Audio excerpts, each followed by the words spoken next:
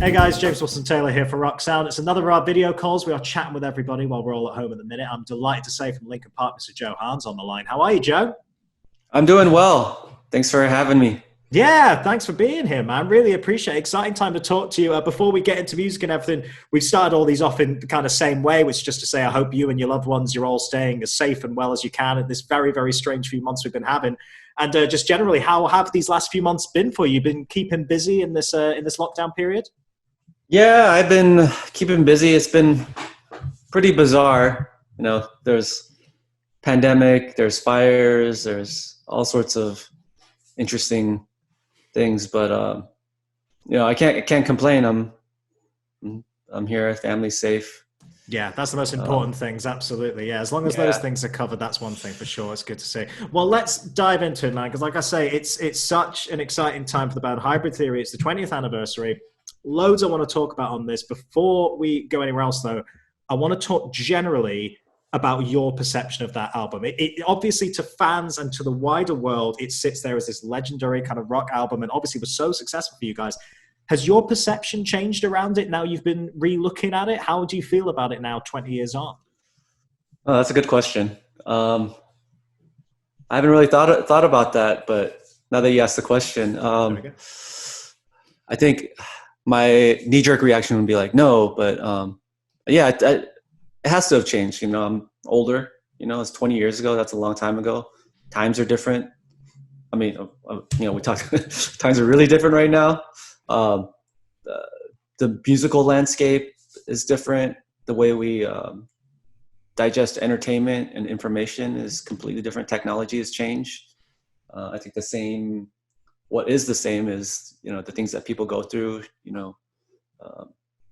emotions that they feel, all that stuff. So I think the impact that the record had on people as individuals and their lives, I think that still remains the same.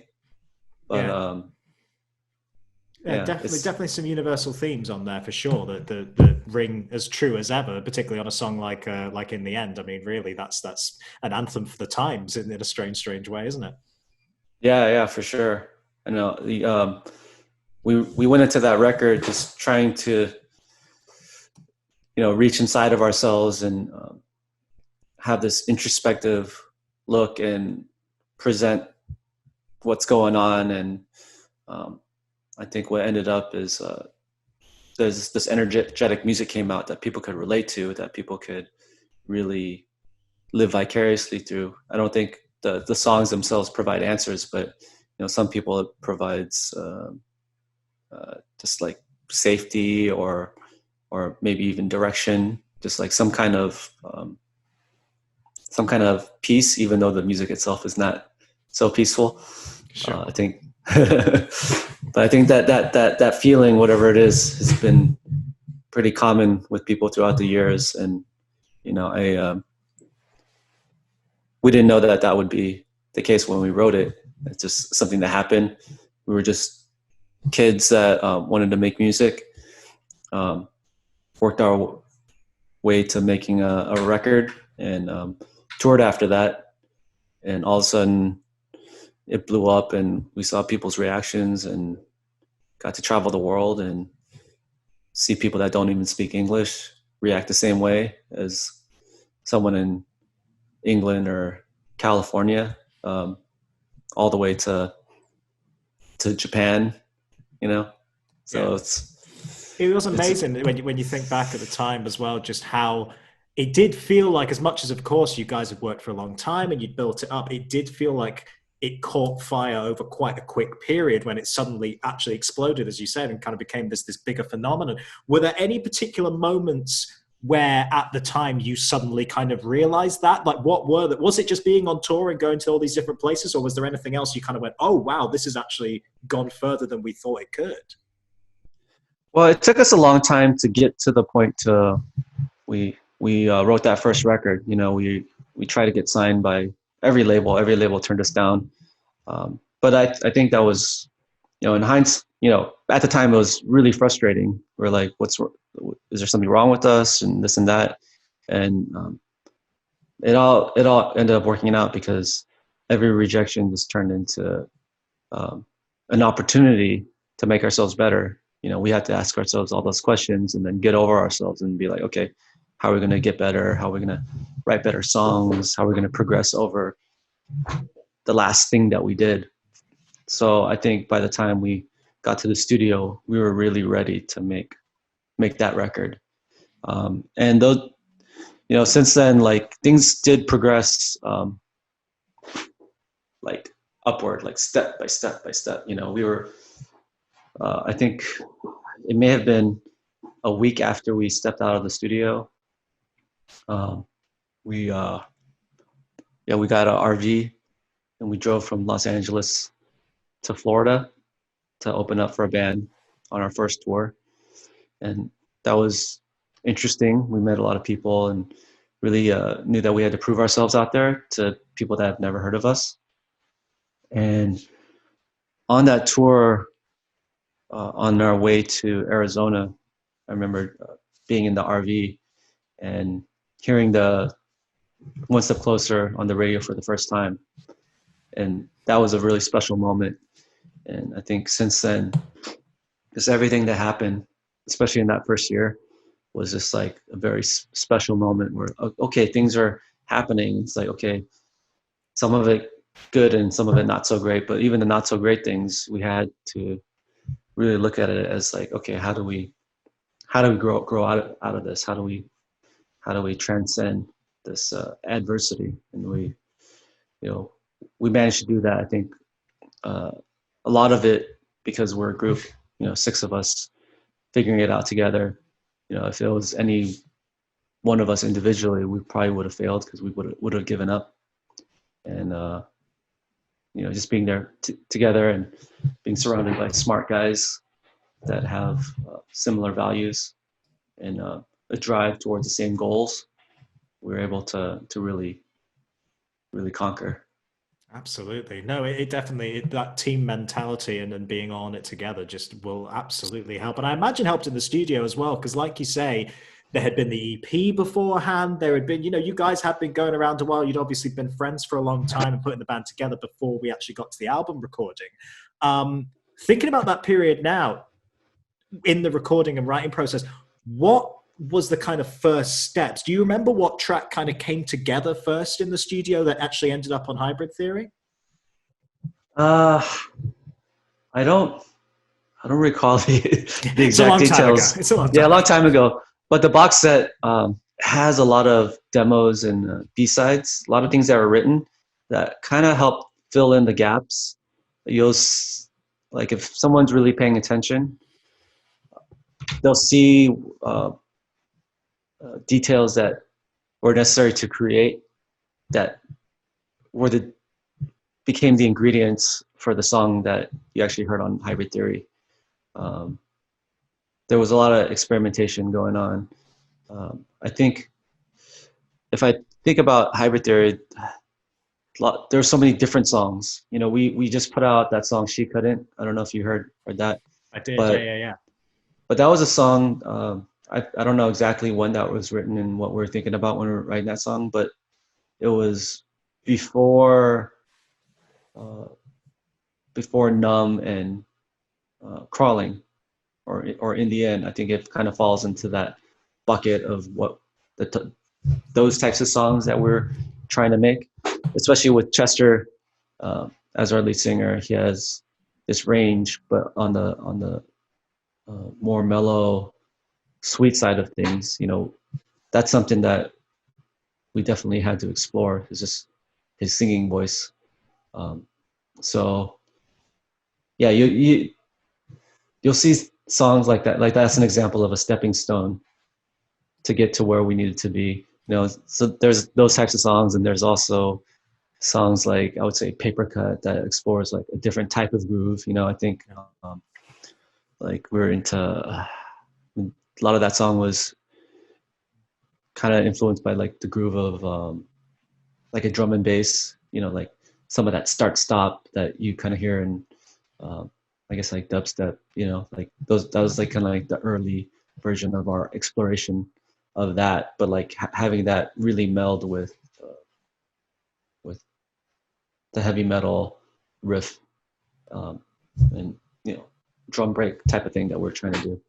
Yeah, it's interesting you say about how something like you couldn't actually, it is in a way a blueprint for what would come. Like you say, particularly that certain style of song. I wonder, generally, what do you think did stay the same from that recording period? I mean, was there any kind of working practice or just a way you would go about things on the debut that stayed with you through these next few records? What stayed the same for you?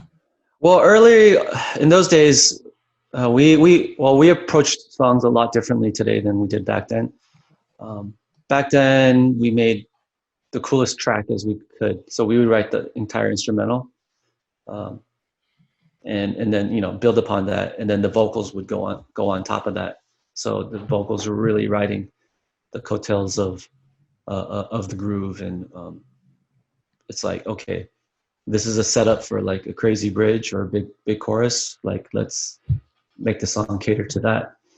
So that worked out really well until a few years later we realized that we have hundreds of songs just sitting there with no vocals on it, because it's very difficult to get that perfect every time. So I think, when was it? At Minutes to Midnight, we just started to put vocals immediately on songs. Right. Just, okay, here's an idea, here's just a few notes, some chords, a beat, whatever it might be. Let's put a vocal, and then if there's something compelling about that, then let's flesh it out as a song together with the music. Yeah, interesting how that approach changes. I guess you keep always learning, always changing in that way. A couple of things, I know you got to go fairly shortly, but while I've got yourself on, I have to, of course, mention music videos, because you're so heavily involved in co-directing and directing stuff. Those initial ones, I think, particularly within the end, which it's just crossed 1 billion on YouTube and all this kind of stuff. It's absolutely huge success and such an iconic moment, and felt like at the time it was on MTV every 5 minutes in a really positive way. It was nice to see that. What was your kind of approach going into that? Because you're obviously a visual artist, you obviously have a lot of experience from that in your work building up, and you knew what to do, but this is a different scale, right? This is a different level to perhaps what you'd worked in the past. Yeah, I think right before we got signed, I was working as a special effects designer in the world of prosthetics and basically the like monster makeup and creature design and whatnot. So I was able to bring in some of that influence into what we're doing. And when we were making videos back then, I wasn't trying to create the exact story of what the song was, but to find a visual parallel, something that would elevate the song in a completely different way. Because the people, they definitely connected the words and the emotion of things. You have to have that incorporated in what you do, but at the same time, you want to create a fantasy, like escapism. I think music in itself is that, but when you can marry that with visuals, like people don't they might want to forget their work or like a fight or whatever, the annoying person that is called for the duration of the song, and it's a nice reset. So, I guess I just drew upon a lot of inspiration. I think particular with In the End, it probably was from comic book inspiration, maybe like the work of Mobius.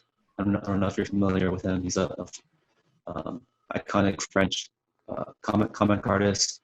I did my version of that, and just trying to take different approaches with different things. And each video was a great opportunity to be an experiment. Try something different. So that was really enjoyable. Last thing I kind of want to ask about then, Joe, is because of course this reissue is coming out, is the why we're talking about this, and I think what's going to be interesting is that it'll see a lot of older fans maybe going back to that record if they haven't in a minute. It will see people who maybe only listened to it at the time, maybe revisit it. It'll see obviously the diehards really get stuck into all the extra stuff. But I wonder about new fans, because I think this is a moment where a lot of people who perhaps never have listened to Linkin Park before will suddenly pick up this record and see why it's so revered and why it's so loved. what do you hope, or what do you think maybe the newer fans, people coming to you guys fresh, will take away from Hybrid Theory? I think great music from different generations is a result of technology. And we definitely we maximize what we could with what we had at that time. We wanted to create this solid like wall of guitar, which we did. We wanted to make a loud record. We wanted to have ambience, and we wanted the analog elements, feel organic and real, but also contrast really great with the electronics that were going on. So I think one really unique thing is the marriage of the analog versus digital. I think that's something that I don't hear quite as much these days, just because the tools are so good now. You can do anything you want, and everything is just like lines up so perfectly. Where Hybrid Theory is our version of it's a masterpiece of imperfection. I really like that. I want that on a t-shirt, man. That's good. I think that works as a good phrase. Joe, it's a real pleasure to chat to you, man. I think, like I say, it's really exciting time for Linkin Park fans. I think this box set is really cool. All the stuff and the extra demos and things I've heard it's really fascinating to look back on as an item of that time. And just all the best to you. And hopefully catch up with you again soon. All right, sounds good. Great chatting with you. Thanks so much. All right, Joe.